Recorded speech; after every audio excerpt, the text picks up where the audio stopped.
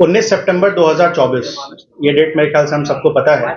19 सितंबर 2024 को शिवदीप लांडे official page से एक पोस्ट आता है कि शिवदीप सर ने रिजाइन कर दिया, और उस दिन से ही एक उत्सुकता, एक क्यूरियोसिटी हम सभी के बीच में आ जाती है कि आखिर क्यों, आखिर शिवदीप लांडे जी ने बिना किसी प्रायर अनाउंसमेंट, बिना किसी चीज के एट ए सडन हम सबके बीच में अपना रिटायरमेंट, अपना जो रेजिग्नेशन है उन सब हम सभी के बीच में रख दिया।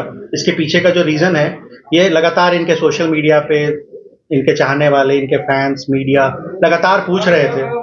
तो उसी संदर्भ में आज शिवदीप लांडे फाउंडेशन के बैनर के अंदर आज शिवदीप सर हमारे साथ खुद यहाँ मौजूद है, और हम इस जो सबसे बड़ा क्वेश्चन था कि वाई ही रिजाइन, उसके लिए आज स्वयं ये हम सबके बीच में उपस्थित हैं। तो मैं ज़्यादा समय नहीं लूंगा। सो आई लाइक कि he himself talk with you all. तो पहले let him speak and then will take some question and answers after that. आवाज आ रहा है?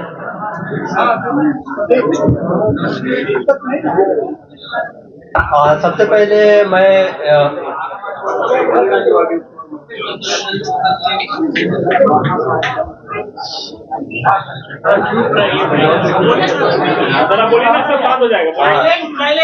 सबसे पहले तो मैं इंट्रोड्यूस करना चाहता हूँ मेरी धर्मपत्नी डॉक्टर ममता को, जो मेरे बाएं साइड में है।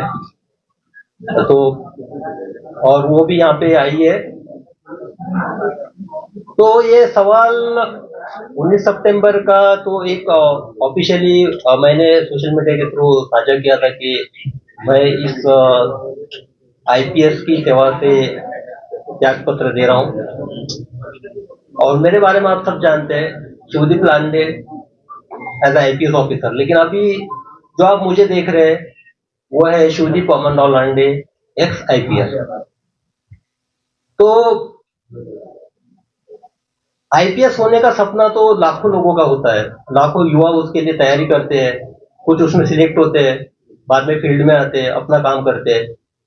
तो यही एक सपना लेके मैंने भी प्रिपरेशन किया था, और ये सपना पाते वक्त जिस स्ट्रगल से मैं गुजरा हूं, मैंने एक बुक भी लिखा था उसके ऊपर में।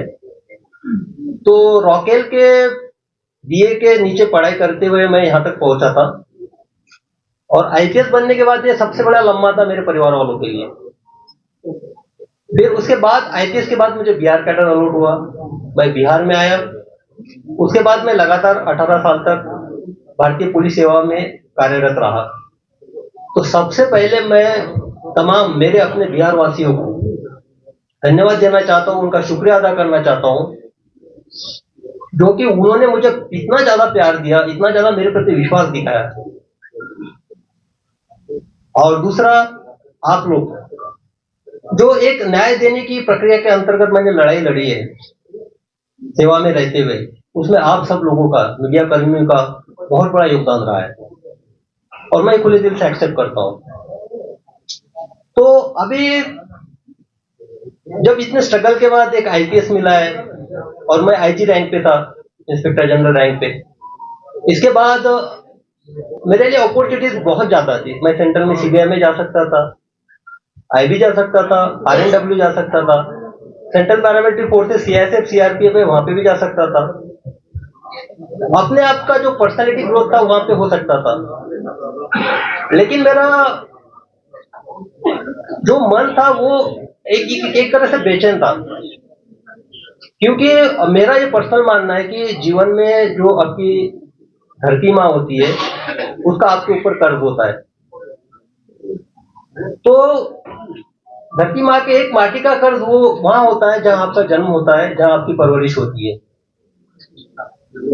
और दूसरा कर्ज आपके उस माटी का वहां पे होता है जो आपकी कर्म भूमि होती है। मैं मानता हूं कि मेरा जन्म महाराष्ट्र में हुआ, मेरा नाम शिवदीप मेरे माँ पिताजी ने रखा, लेकिन जो शिवदीप नाम है, इसको सही मायने में जो वजूद है, जो एक पहचान है, जो एक आइडेंटिटी है, वो मुझे बिहार ने दी और इस कर्मभूमि ने दी।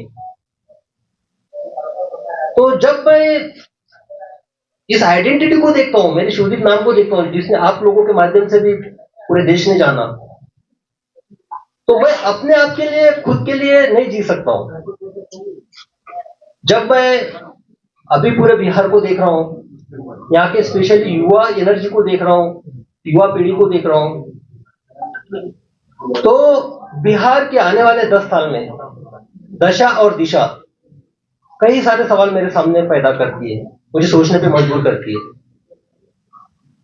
तो मुझे लगा कि सिर्फ सेवा में रह के मैं अपने आप के ग्रोथ से ज्यादा जिस माटी का कर्ज मेरे ऊपर है उसके तरफ क्यों ना एक कदम उठाऊं, क्यों ना वो बिहार की दशा और दिशा में जो युवा ऊर्जा है, युवा एनर्जी है, उसको चैनलाइज के तौर पे एक माध्यम बनूं। तो फिर मैंने डिसाइड कर लिया कि निस्वार्थ सेवा देनी है। एग्जाम्पल के तौर पे बताता हूँ, अभी परसों रास्ते से जा रहा था, एटीएम के बाजू में एक सिक्योरिटी गार्ड खाना खा रहा था। बाजू में देखा, आप यकीन नहीं कीजिएगा, थाली में चावल थे, पानी डाल रहा था, इसलिए मेरा ऑब्जर्वेशन गया, उसे पानी डाल के चावल खा रहा था पानी के साथ। तो वो तो पुलिस का काम नहीं हो, पुलिस के पास नहीं आ सकता अगर मैं सर्विस में रहता हूं तो। लेकिन हाँ भाई, उसके चावल के साथ मैं एक साग क्यों नहीं दे सकता हूँ, अचार क्यों नहीं दे सकता हूँ, उसके साथ रोटी क्यों नहीं दे सकता हूँ, यह सवाल मेरे मन में था। तो मैंने सोचा कि त्याग करना चाहिए, इसलिए मैंने निर्णय लिया कि सर्विस से इस्तीफा देना चाहिए। तो अब इस्तीफा देने के बाद दो सबसे इंपॉर्टेंट ये थी कि जिनके वजह से मैं इस दुनिया में आया, मेरे माता पिता, उनको कॉन्फिडेंस जरूरी था लेना। मेरे पिताजी अभी इस दुनिया में नहीं है। जब मैंने माता से पूछा कि मेरी ऐसी ऐसी इच्छा है, मैं बिहार के युवाओं के लिए कुछ करना चाहता हूँ और मैं नौकरी से त्याग पत्र देना चाहता हूँ, जैसा यहाँ पे हर कोई सोचता है, माँ का पहला रिएक्शन ये था कि अरे तुझे पेंशन तो मिलेगी ना। तो मैंने बोला नहीं, पेंशन के लिए तो मुझे और 2 साल वेट करना पड़ेगा। तो बोले 2 साल, लेकिन तुम अभी क्यों करना चाहते हो? मैंने बोला कि नहीं, मेरी अंतरात्मा की आवाज है ये कि मुझे अभी करना चाहिए, ये सही समय है। और दूसरी जो जिम्मेदारी, उसने फिर बोला कि नहीं, आप किसी का दुख दर्द बांटने के लिए जा रहे हो, जिसने तुमको पहचान दी, वो आप कीजिए। दूसरा जो रिस्पॉन्सिबिलिटी था जो मेरे वजह से मेरे लाइफ में है, एक तो मेरी पत्नी डॉक्टर ममता और मेरी बेटी डॉक्टर वहां पे अर्हा जो बैठी है, इनकी जिम्मेदारी भी एक होती है, तो इससे भी मैं भाग नहीं सकता था। जब मैंने मेरे पत्नी से पूछा कि ऐसा ऐसा मैं करने जा रहा हूँ, तो क्या आप मुझे साथ दोगी? तो उसने हमेशा से मेरा साथ दिया है। उसने बेहिचक बोला कि आपको जो करना है कीजिए, बेटी की रिस्पॉन्सिबिलिटी मैं संभाल लूंगी, मैं सब कुछ देखूंगी। तो जब मुझे दोनों साइड से क्लियरेंस मिल गया, मैंने रिजाइन कर दिया और यहाँ पे मैं आपके सामने आज एक आईपीएस के तौर पे बैठा हूँ, आपसे बात कर रहा हूँ। अब मैं करने क्या जा रहा हूँ, ये सबका सवाल है, सब पूछ रहे थे क्या करने वाले हो। तो मैंने पहले बताया था कि बिहार की जो दशा और दिशा 10 साल के बाद मुझे दिखाई दे रही है, वो मुझे बेचैन करती है, डिस्टर्ब करती है। लेकिन आप देखिएगा कि युवा एनर्जी, बिहार की युवा एनर्जी, आप ब्यूरोक्रेसी से लीजिएगा, देश के ब्यूरोक्रेट देखिएगा, IAS से लेके देखिएगा, डॉक्टर इंजीनियर देखिएगा, army, navy, air force, specialize scientist, सब चलो देखिएगा, सबको सब तरफ आपको बिहार की युवा दिखेगा, बिहार का टैलेंट दिखेगा। वाइफ मेरी एक इंडस्ट्री चलाती है, वहां पे जब भी स्किल्ड काम होता है या तो हार्डवर्क का काम होता है, वहां पे बाकी लोगों की हिम्मत नहीं होती है, लेकिन वहां पे बिहार का स्किल्ड आदमी काम करता है, स्किल्ड इंजीनियर वहां पे आता है। तो मुझे ये महसूस हुआ कि जो बिहार देश के निर्माण में, देश के भविष्य में इतना योगदान करता है, हर फील्ड में करता है, बाहर में करता है, लेकिन बिहार के अंदर में क्यों नहीं? बिहार में जो युवाओं का जो सिचुएशन है, वो स्टेटस को क्यों है, यानी जैसे थे सिचुएशन में क्यों है? तो मुझे इस सवाल का जवाब खोजना है, इसलिए मुझे लोगों के बीच में जाना है, युवाओं के बीच में जाना है, उनसे मुझे जानना है। और मैं जा इसलिए भी रहा हूं कि मुझे हजारों मैसेजेस आते हैं, युवा जो है मुझे या तो एक प्रेरणा के तौर पे देखते हैं कि रोल मॉडल की तरह के मुझे इस तरह से बनना है, और दूसरा एक उम्मीद भी रखते हैं कि मैं समाज के लिए कुछ करूंगा। तो युवा, तो उनके जो मैसेजेस होते हैं, उनका ये बेसिक ये रहता है कि सर हमको आपसे मिलना है, हमको आपको हमारी समस्या बतानी है। हमको हमारे आइडियाज आपसे शेयर करने हैं, हम क्या करना चाहते हैं हमको बताना है। तो मुझे लगा कि मैं तो अभी उसी फील्ड में था, यानी ब्यूरोक्रेसी में था, टेबल के इस पार था। तो टेबल के इस पार अगर बैठ के सुनूंगा तो कोई मतलब नहीं है, तो और उनको बुलाऊं मेरे पास, ये भी कोई मैटर नहीं करता है। तो मैंने डिसाइड किया कि उनके पास जाना चाहिए, जो धरातल से मुझे मैसेजेस आते हैं, जो मेरे साथ कम्युनिकेट करते हैं, जो संदेशा भेजते हैं, उनको मिलना चाहिए। डायरेक्ट मिलके उनसे समझना चाहिए कि क्या हो सकता है, उनकी सोच क्या है, सोच में बदलाव कैसे लाया जा सकता है। तो एक एक उसी तौर पे मैं अभी निकल पड़ा हूँ, युवाओं से मैं मिलूंगा। और इसके मेरे जो एक रन फॉर सेल्फ है, एक रन फॉर सेल्फ ये मेरा इंडिविजुअल है, मैं निकल रहा हूँ मिलने के लिए। तो इसमें मेरे 3 प्रिंसिपल्स है बेसिकली। पहला तो ये है कि देखो, आप फिट है, मैं भी फिट हूं, आप फिट है तो आपका परिवार भी फिट है। और सबसे बेसिक जो है पूरे इसका रन फॉर सेल्फ का फाउंडेशन ये है, मैं किसी को क्रिटिसाइज नहीं कर रहा हूं, ना मुझे किसी सरकार पे बात करनी है, ना मुझे व्यवस्था पे बात करनी है, ना मुझे किसी की कमियां गिनानी है, ना मुझे किसी के पॉजिटिव नेगेटिव पॉइंट गिनाने हैं। मुझे सिर्फ ये बताना है कि भाई आप इंडिविजुअली अपने आप में क्या बदलाव ला सकते हो, और वो शुरुआत अपने आप से करनी है। तो उसी के तौर पे बदलाव आपसे तभी चालू होगा, आप पहले फिट हो गए। फिट होने में इतना मतलब नहीं कि आपको कुछ बॉडी वॉडी बनाना है या ये करना है। फिटनेस, आप फिजिकली कितने फिट रह सकते हो। मैं भी जो सेवा दे पाया हूँ वो फिटनेस के तौर पे दे पाया हूँ, एक निरोगी के तौर पे। इसलिए मेरे एक इसका पार्ट ये भी है कि मैं 20 किलोमीटर दौड़ूंगा, जो पूरे बिहार का मेरे सामने एक प्लान है, उसके हिसाब से मैं 20 किलोमीटर एक जगह दौड़ूंगा, बाद में दूसरे डिस्ट्रिक्ट में दौड़ूंगा, हर जिला को मैं टच करूंगा। और उसके साथ दूसरा जो है, आप मेंटली फिट भी होना चाहिए, साइकोलॉजिकली फिटनेस चाहिए यहाँ पे।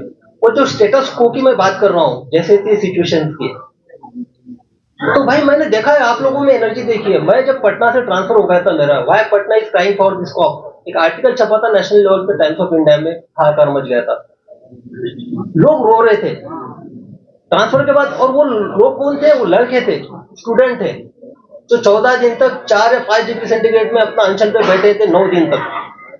क्या था उनका, मैंने पासपोर्ट बनाया था या किसी को मैंने केस से निकाला था, उनके लिए मैंने क्या किया था। लेकिन वो मेरे लिए सामने आए थे, उन्होंने अपना एक रजिस्टर दिखाया था कि ट्रांसफर के प्रति। उनके जो आंसू है, वो आंसू मेरी जिम्मेदारी और बढ़ाते हैं। देखो, आपका कोई खून का नहीं है, आपका कोई रिश्तेदार नहीं है, आपका कोई सगा सोरा नहीं है, और आपके लिए रो रहा है, तो जिम्मेदारी और आप पे बढ़ती है।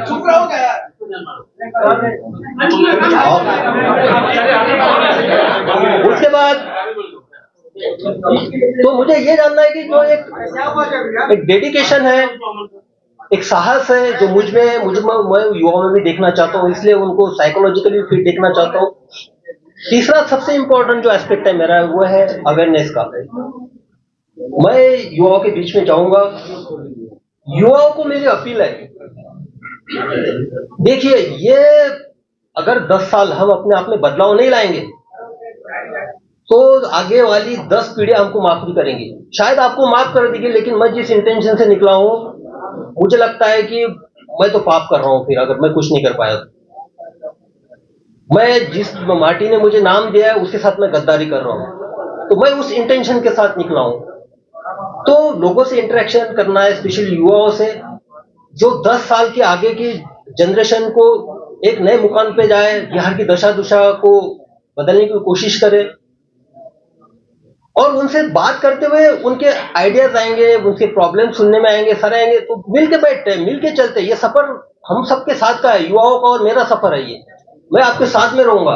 जब प्रॉब्लम सामने आएंगे तो उसका सोल्यूशन भी हम ही लोगों को खोजना है, हम ही लोगों को साथ लेके आगे बढ़ना है। वो इसी के लिए ये 3 प्रिंसिपल के तौर पे मैं निकला हूं। और मेरी कर्म भूमि की शुरुआत मुंगेर से हुई थी, प्रोबेशन पीरियड भी वहां पे था, और वहीं से मेरा जो बिहार की जनता ने प्यार और मोहब्बत देने की कोई शुरुआत वहीं से हुई थी। तो मेरा जो शुरुआत होगा 4 तारीख को मुंगेर से होगा। मैं कुछ नहीं करना वाला, मैं सिर्फ लोगों से मिलना हूँ, उन सुनने जा रहा हूँ, बस उनके पल्स देखना चाहता हूँ, क्या कहते हैं, क्या उनकी एक्सपेक्टेशन है, क्या करना चाहिए। क्या होगा कि ये जो दशा और दिशा बदल जाए, क्या होगा कि जो हम भारत निर्माण में बाहर के सब स्टेट के निर्माण में इतना आगे है लेकिन यहाँ पे क्यों नहीं है। तो ये एक है। उसके बाद देखिए, मेरे जब भी मैं एसपी था तो आप सबको पता है, सबने कवर भी कर लिया। एक तो क्या, मैं जिस चेयर पे बैठा था, सामने वाला जो कंप्लेनेंट जिस चेयर पे बैठेगा उसी चेयर पे मैं बैठता था। मैंने कभी भी टॉवेल वाली चेयर और ये चेयर पे एसपी शिप में मैं बैठा नहीं हूँ, क्योंकि वो समानता होती है। ये जो है सिर्फ एक एडमिनिस्ट्रेटिव में वहां पे पोस्ट पे था, लेकिन मेरे लिए सबसे इंपॉर्टेंट था जिसकी मैं सेवा दे रहा हूँ, उसको भी फिर होना चाहिए इक्वालिटी का। तो मेरे यूनिफॉर्म का एक ही प्रिंसिपल था, यूनिफॉर्मिटी इन एक्शन। मेरे सामने मैं इंसानियत को देखता था कि मेरे लिए धर्म, जात, रिलीजन, उसका क्षेत्र ये मैटर नहीं करता था, और सब लोग जानते ही। और दूसरा था यूनिफॉर्मिटी इन पर्सनैलिटी। मैं सबके लिए अवेलेबल था, जो अंदर था वो बाहर था, जो था मुंह पे था। तो वहां पे देखा, जब मैं मेरे दरवाजा ऑफिस का हमेशा खुला रहता था, कभी उसको डोर नहीं लगता था उसमें। जब ऑफिस से मैं निकलता था तभी डोर लगता था, तो मुझे सामने दिखाई देते थे। जब मैंने सब लोगों को इंटरेक्शन है, सीधा आप आइए, कंप्लेंट बताइए, किसी आपको मीडिएटर की लेने की जरूरत नहीं है, क्योंकि आपको आवाज आनी चाहिए, आपकी आवाज मुझे सुनना है, आपकी आवाज मुझे बनना है, फिर न्याय देने की कोशिश करनी है। इसी तरह मुझे लगा कि किसी के थ्रू नहीं बात करते, जो बात करनी है सीधा बात करते हैं। इसलिए एक ऐप डेवलप किया, और मैं बता देना चाहता हूँ कि ये जो ऐप डेवलप किया उसका नाम है कनेक्ट विद शिवदीप, और वो बिहार के लड़कों और लड़कियों ने किया।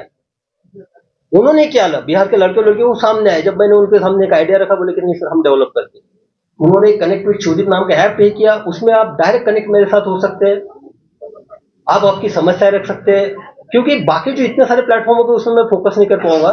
इसमें मुझे एक आइडिया आ जाएगी। तो कनेक्ट विथ शिवदीप का जो ऐप का जो है वो भी आज ही लॉन्च उसका ऑलरेडी हो चुका है, और गूगल प्ले स्टोर पे आ चुका है। उस पर भी एक है कि आप मुझसे उससे कनेक्ट हो सकते हैं। तो बस यही है। और एक कंक्लूडिंग रिमार्क मैं यही बोलना चाहता हूँ, देखिए मैं सिस्टम की साइड में था, टेबल की साइड में मैं सब जानता हूँ, हर विभाग के बारे में सब जानता हूँ मैं, क्या होता है क्या नहीं होता है, किस तरह से होता है, और उसका इलाज भी जानता हूँ किस तरह से होना चाहिए, क्या नहीं होना चाहिए, और कैसे काम करवाना है कर। अब टेबल को उस टाइप में लोगों के साथ, जो यानी स्पेशली युवाओं के साथ जोड़ के देखना चाहता हूँ। और भाई मैंने यूनिफॉर्म छोड़ा है, खाकी छोड़ी है मैंने, यानी खाकी मेरे ये निकली है। लेकिन जब मैंने डेडिकेशन और एक इंटीग्रिटी के साथ जो काम किया है ना, ये खाकी अब मेरी चमड़ी बन चुकी है। मेरे ऊपर खाकी का यूनिफॉर्म नहीं है, लेकिन अंदर मैं खाकी हूं, मेरे इसमें सब यूनिफॉर्म है। तो बस उसी तौर पे अब निकल पड़ा हूं। अब आप लोगों का हमको सहयोग रहेगा।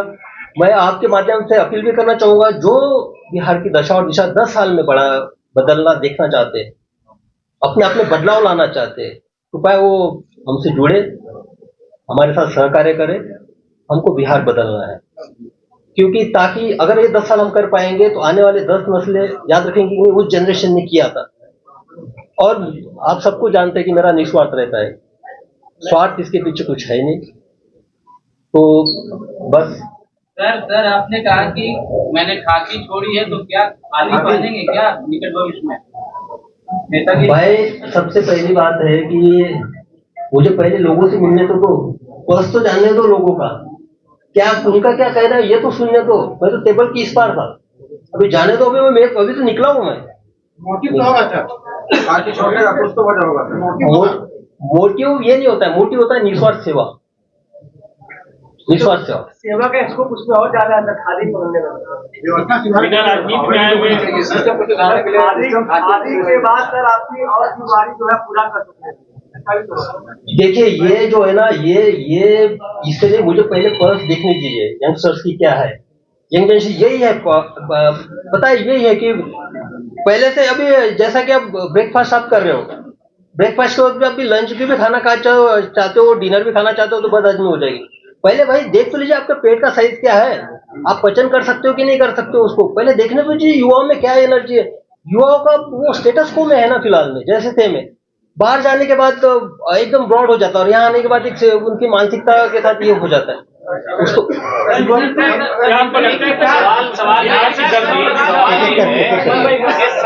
आपके सामने आपको पता है कि बिहार में बेरोजगारी है, प्लान करते हैं लोग, बाढ़ का इलाका है, सारी समस्याएं आपको पता है, तो फिर ये जा करके लोगों से बात कर ले, रिपोर्ट आपके सामने होगी, चीजों को देख सकते हैं, पढ़ सकते हैं, किसी पार्टी की विचारधारा होगी जिससे आप प्रभावित होंगे। ये घूमने का मकसद क्या है कि आप नेता बनने जा रहे हैं, लोगों को कह रहे हैं कि भाई मैं नेता बनना चाहता हूँ, आपका समस्या सुना है, फिर आप चुनाव लड़ेंगे, एक टारगेट होगा आपको। नहीं, ये आप गलत बोल रहे हैं कि किसी विचारधारा से आप प्रभावित होंगे उसी किसी पार्टी का, ये तो आपका भ्रम है भाई। हम किसी पार्टी की विचारधारा से प्रभावित नहीं है, हमारी अपनी विचारधारा है इंडिविजुअल, तो जो खुदा विचारधारा के साथ जाएंगे। सर बिहार की वाव का आपको उम्मीद है, आप जानते हैं कैकर में, तो सर आपका सर बिहार के विकास को लेकर 3-4 पॉइंट को बिहार के विकास में कोई तो माइंड में होगा। बिहार के विकास का अभी पहले मुझे मिलने को लोगों से, तो अब वो इसीलिए तो मैं निकल पड़ा हूँ, मेरे माइंड में क्लियर है। एक साइड तो मैं जानता हूँ, टेबल की साइड में जानता हूँ, वो मुझे पता है। आप हेल्थ सेक्टर लीजिए, एजुकेशन सेक्टर लीजिए, उसके बारे में मुझे पता है कुछ भी। कौन सी ऐसी रुकावट आ रही है क्योंकि आप खाकी पाने में थे, आप खाकी पाने हुए आप बिहार की जनता को बदल नहीं सकते थे, युवाओं को बदल नहीं सकते थे, कौन सी दिक्कत आ रही है? दिक्कत तो स्पेशली अभी मैंने एक एग्जांपल बताया था, सिंपल सा। वो जो है जिसके थाली में सिर्फ चावल और पानी से के साथ चावल खा रहा था, वो उसका पुलिस से क्या रिलेशन है? वो पुलिस के पास आएगा, उसका पेट भरना है ना मुझे सबसे पहले। आपकी लिमिटेशन बनी, लिमिटेशन तो नहीं बोल सकते। सिद्दीप जी आपने नौकरी छोड़ा, क्या लगता है कि नौकरी में रह करके आपको स्वतंत्र रूप से काम नहीं करने दिया गया और इस वजह से आपने छोड़ा, वजह क्या रही? और भविष्य में खादी या खाकी में, खादी तो आपने छोड़ दिया, क्या खादी की तरफ रुख करेंगे? मैं पहले क्लियर चुका हूँ, एक माटी का कर्ज उतारने के इसमें एक मेरा पहला कदम है, और मैंने खाकी छोड़ी है, मेरी चमड़ी खाकी की है, मैं खाकी रहूंगा, मेरा जो फंक्शनिंग होगा वो खाकी का ही होगा, एक्शन भी मेरा खाकी का ही होगा। ये जरूरी नहीं मेरे कर्तव्य जो है खाकी में जो मुझे कर्तव्य सिखाए वही मेरे कर्तव्य होंगे। सर लेकिन आपकी बात तो सही नहीं हुआ कि आप बदलने क्या वाले? नौकरी क्यों छोड़नी पड़ी, ये सवाल तो नहीं है। क्या माहौल सही नहीं था आपके जैसे लोगों के लिए काम करने का? नहीं, मैंने तो बताया ये मेरा सिर्फ डिसीजन था, व्यक्तिगत निर्णय था। बदलने आए, आप क्या बदलाव करेंगे? इस जगह विकास मॉडल आपको पसंद नहीं है? अरे भाई पहले हमको लोगों में जाने तो दीजिए, यंगस्टर्स में मुझे जाने दीजिए। 2 साल रुके क्यों नहीं? 2 साल आपने आपको रोके क्यों नहीं? जल्दबाजी क्यों कर गए? जल्दबाजी ये आपको लगता है, आपकी अपनी सोच है, मुझे नहीं लगता कोई जल्दबाजी हुई है।